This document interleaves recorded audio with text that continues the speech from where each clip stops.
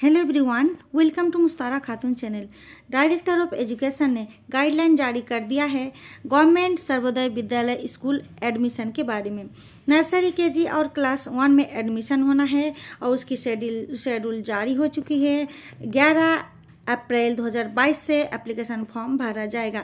इस वीडियो के माध्यम से आपको पूरी जानकारी मिलेगी, कब से कब तक फॉर्म भरा जाएगा, किस तरह से जमा होगा और क्या होनी चाहिए, बच्चों की उम्र कौन सी क्लास के लिए और डॉक्यूमेंट्स में क्या क्या जरूरी है, इस सारे मैं आपको बताने वाली हूँ। इस वीडियो के माध्यम से आपको पता चलेगा। अगर आप मेरे चैनल में नए हैं तो चैनल को सब्सक्राइब कर दीजिए।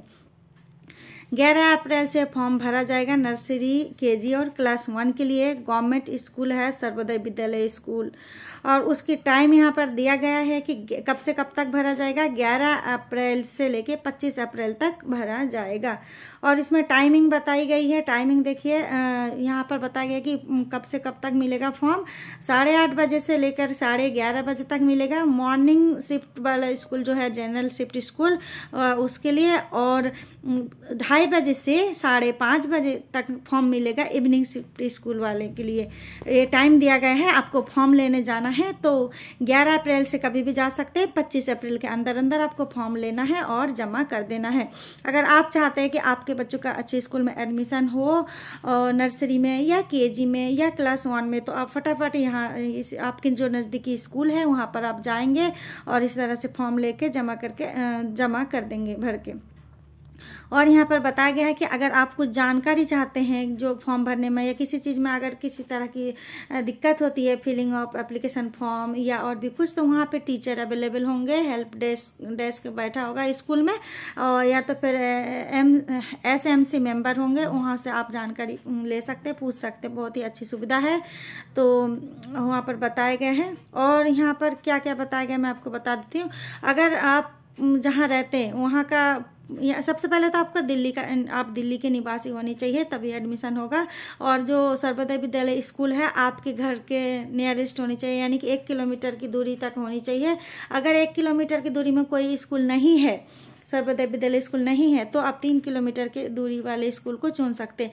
और वो भी 3 किलोमीटर की दूरी में भी अगर कोई स्कूल नहीं है तो जो भी आपके आसपास के सर्वोदय विद्यालय स्कूल है, नज़दीकी स्कूल है, वहाँ के स्कूल में आप अपने बच्चों का फॉर्म भर सकते हैं। और भी मैं आपको सारे जानकारी बता देती हूँ। देखिए, और यहाँ पर एक लिस्ट निकाला जाएगा। जब फॉर्म भर लिया आपने, जानकारी लेकर ही दिखा के पूछना है। आपको एक वहाँ पर बॉक्स मिलेगा, लेटर बॉक्स, उस बॉक्स में डालना है। फिर भी आप पूछ लेंगे कि कहाँ पे फॉर्म डाला जाएगा। आप फॉर्म भरने में भी कोई जानकारी चाहते हैं तो वो लोग बता देंगे। और फिर भी अगर एक लिस्ट निकालेंगे 28 अप्रैल को, वो देख लेना कि लिस्ट में उनका लिस्ट निकाला जाएगा। अगर किसी का कोई गलती हो जाता है, फॉर्म में कुछ छूट गया हो, तो उनके लिए ये डेट है 28 अप्रैल को एक बार चेक करना है कि लिस्ट में किस किस का नाम है। अगर लिस्ट में नाम होता है, इसका मतलब कुछ ना कुछ कमी रह गई है, फॉर्म में कुछ छूट गया है, तो उस कमी को पूरा करने के लिए, भरने के लिए, सही करने के लिए 29 अप्रैल 2022 से 30 अप्रैल 2022 2 दिन का समय दिया गया है।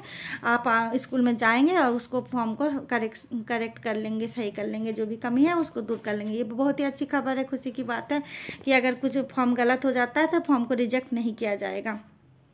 ठीक है, तो बहुत ही अच्छी बात है। गवर्नमेंट स्कूल है और नर्सरी से पढ़ाई हो रही है, अच्छी पढ़ाई होती है, बहुत अच्छा स्कूल है। अगर लिस्ट में नाम आ जाता है, बच्चों का एडमिशन होता है तो बहुत अच्छा है। गवर्नमेंट स्कूल में बच्चे बिल्कुल मुफ्त पढ़ाई कर सकते हैं और पढ़ाई भी अच्छी है, अच्छे स्कूलों में एडमिशन हो सकता है। तो मैंने आपको बता दिया कि अगर कोई आपका आसपास कोई सर्वोदय विद्यालय स्कूल नहीं है तो 3 किलोमीटर के अंदर, तो आप जो भी आपके नियरेस्ट स्कूल पड़ता है वहाँ पर आप फॉर्म लेके जमा कर सकते हैं। तो उसके लिए क्या क्या डॉक्यूमेंट्स चाहिए वो सबसे पहले मैं आपको बता दूँ, बहुत ही इम्पोर्टेंट है। सबसे पहले तो resident regarding date of birth बता दूं मैं। एक तो डेट ऑफ बर्थ प्रूफ चाहिए और एक पासपोर्ट साइज फोटोग्राफ चाहिए। ठीक है, बच्चों की जन्मपत्री हो गई और बच्चों की पासपोर्ट साइज फोटोग्राफ हो गई, फोटोग्राफ चाहिए। और एक रेसिडेंट प्रूफ चाहिए, दिल्ली के आप रहने वाला हो तो रेसिडेंट प्रूफ चाहिए। ये 3 मेन हो गया। तो पहले मैं आपको डिटेल बता देती हूँ कि डेट ऑफ बर्थ में क्या क्या होना चाहिए। Original date of birth certificate issue by MCD और एनी अदर लोकल बॉडी। एक तो इस तरह का हो तो भी चलेगा, अगर नहीं है तो आंगनबाड़ी रिकॉर्ड है तो भी चलेगा डेट ऑफ बर्थ में। आप ऐसा मत सोचिए कि हमारे बच्चों का जन्म पत्र बना हुआ नहीं है, अब जल्दबाजी में हम क्या करें, डेट तो बहुत कुछ ही दिनों का समय है। तो आंगनबाड़ी में अगर बच्चा पढ़ रहा होता है तो आंगनबाड़ी का रिकॉर्ड भी आप ले जाकर दिखा सकते हैं। और उसके अलावा हॉस्पिटल का कोई कागज वगैरह है तो वो भी चल जाएगा डेट ऑफ बर्थ में।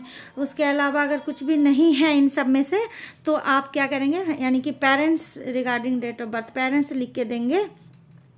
Part B of the application form, एक एप्लीकेशन फॉर्म है उसमें पेरेंट्स यानी खुद आप पेरेंट्स माता पिता अगर लिख के देंगे कि बच्चे की ये उम्र है तो इस तरह से वो मैं फॉर्म दिखा दूंगी किस तरह से बच्चों की डेट ऑफ बर्थ में लिखना है, वो भी है तो दूसरी वीडियो के माध्यम से आपको बता दूंगी। तो माता पिता भी अगर लिखित दे देते हैं, लिखित घोषणा पत्र की बच्चों की उम्र ये है तो इस तरह का भी चल जाएगा।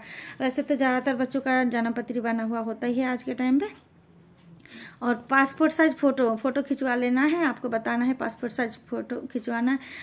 और देखिए अब मेन चीज़ है आपको रेसिडेंट प्रूफ, दिल्ली का रेसिडेंट प्रूफ होना चाहिए।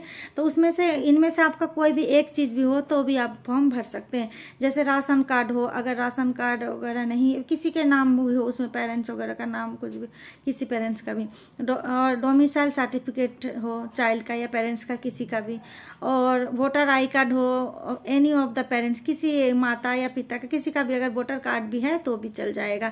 ये सारे एड्रेस प्रूफ के तौर पर माना जाएगा, रेसिडेंट प्रूफ। इनमें से कोई एक भी हो चलेगा।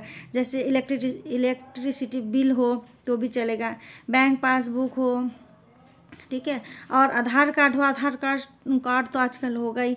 तो एनी ऑफ पेरेंट्स बताया गया है, जैसे मम्मी का नहीं है, मम्मी का गांव का है या कुछ भी ऐसा मान लीजिए, तो पापा का है अगर दिल्ली का तो भी आप लगा सकते हैं। Passport in the name of child any of the parents, या पासपोर्ट हो ये वहाँ पर लिखा गया। ये सारे डॉक्यूमेंट्स में से कोई एक भी आपके पास हो तो आप अपने बच्चों का दिल्ली सर्वोदय विद्यालय स्कूल में फॉर्म भर सकते हैं, ठीक है। अब मैं आपको बता दूं कि बच्चों की एज क्या होनी चाहिए। आपको मैंने पहले बता दिया कि नर्सरी, केजी और क्लास 1 के लिए फॉर्म भरा जा रहा है। और तो नर्सरी के लिए बच्चों को 3 साल का हो जाना चाहिए, 3 साल। 31 मार्च देखा जाएगा, 19 लिखा है यहाँ पर 2022, 31 मार्च 2022 देखा जाएगा कि बच्चा 3 साल का हुआ है या नहीं। अगर 31 मार्च को 3 साल का बच्चा हो गया तो वो नर्सरी के लिए एलिजिबल है। और अगर केजी में कराना चाहते हैं तो बच्चा 4 साल का हो जाना चाहिए, लेकिन ध्यान रहे कि 5 साल से ज़्यादा नहीं होना चाहिए, ठीक है। और अगर क्लास 1 में आप बच्चों का एडमिशन कराना चाहते हैं तो बच्चा 5 साल कंप्लीट कर चुका है, यानी 5 साल का बच्चा हो चुका हो। 31 मार्च को जोड़ना, आप अभी नहीं जोड़ना, 31 मार्च को ही 5 साल का हो चुका हो, उससे कम हो तो नहीं चलेगा। लेकिन हाँ 31 मार्च देखा जाएगा और 5 साल का होना चाहिए, 6 साल से ज़्यादा नहीं होना चाहिए। लेकिन अगर कुछ दिन या कुछ महीना कम ज़्यादा है तो आप प्रिंसिपल से बात करेंगे, उससे आप स्कूल में जाएंगे बात करेंगे तो आपको छूट मिल सकता है, ठीक है। इसमें कोई घबराने वाली बात नहीं है। तो वो मैं आपको बता दी है सारे चीज़ की, डॉक्यूमेंट्स क्या क्या लगेगा, बच्चों की उम्र कौन से क्लास के लिए क्या होनी चाहिए, फॉर्म कब से कब तक निकल रहा है, ठीक है। और कोई भी आप जानकारी चाहते हैं तो आप मेरे कमेंट बॉक्स में कमेंट करें, मैं आपके लिए वीडियो लेकर आऊँगी। एडमिशन से संबंधित जानकारी मैं लेकर आती रहती हूँ। अगर आपको वीडियो पसंद हुई तो एक लाइक ज़रूर दीजिए, चैनल को सब्सक्राइब कीजिए। Thanks for watching.